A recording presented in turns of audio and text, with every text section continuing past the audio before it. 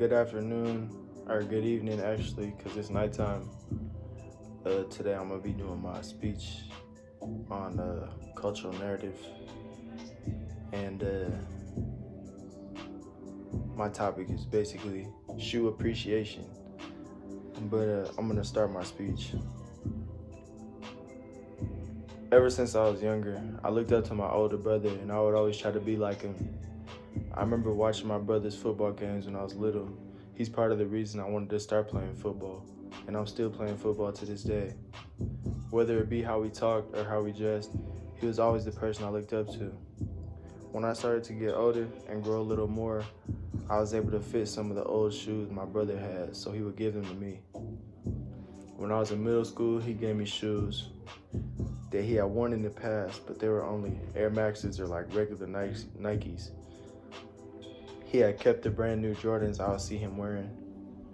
I really appreciated the shoes that he'd given me, and I would always try to keep them in pristine condition. From a young age to now, I've always been the type to take really good care of and keep track of my belongings.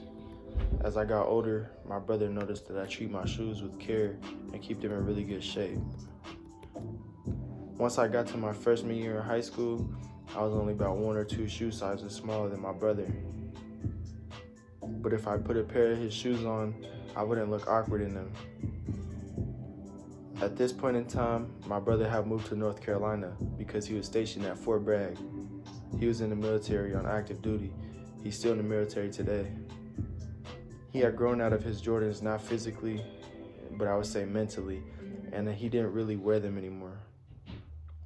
I remember talking to him on the phone about it. Before he sent me the shoes, he was telling me he didn't really care for materialistic things anymore, and he had kind of changed his style and grown out of them. He was kind of becoming a family man. He had a baby on the way, and he was engaged. Eventually, he mailed me all his pairs of Jordans that he didn't wear anymore because he didn't have a use for them other than to sell them. But he knew I would take care of them, and he knew I wanted them, so he gave them to me. A few weeks after I received the package of my brother's shoes in the mail, I started to clean other people's shoes at my school for money. It started off by me cleaning the shoes my brother had sent me because they weren't really dirty, but like they could be cleaned, and I wanted to clean them because they're really nice shoes. I became very conscious of the shoes of people around me, and especially the shoes on my feet, and how clean they were. Still to this day, I'm like that. The shoes my brother gave me could still today pass as a pair of brand new shoes. I feel like a person's shoes says a lot about who they are, from the style of the shoe to the cleanliness of the shoe, even to the brand of the shoe. Someone could have a pair of brand new Jordans and treat them no different than a pair of Nikes that you would run around outside and play in. If someone treats their shoes like this, you might get the impression that they're careless and don't care so much about the condition of their belongings. Or maybe that's just how I think.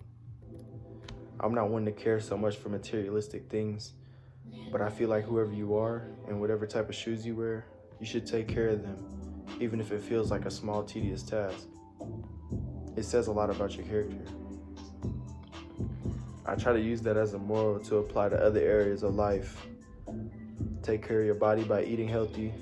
Stay on top of your schedule by using a planner. Just be conscious of what you have going on.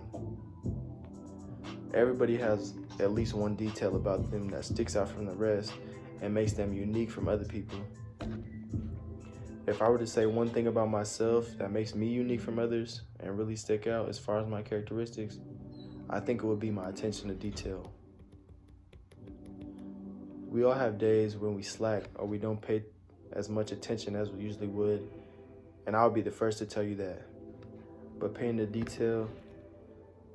attention to detail and really thinking about stuff, even to the point where I'm overthinking, is one thing that has stuck with me since I was an infant.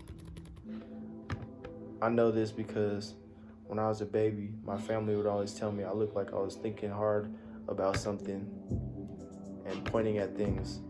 So you knew I was thinking of stuff. what's going on and what's around me and things like that. I think it's a good quality to have because it will naturally translate to other parts of your life. And you notice the same pattern of attention to little things in different areas of your life. So I think it's a good trait to have. That's going to conclude my speech. Thank you for watching. Thank you for your time. And have a good evening. Enjoy your weekend.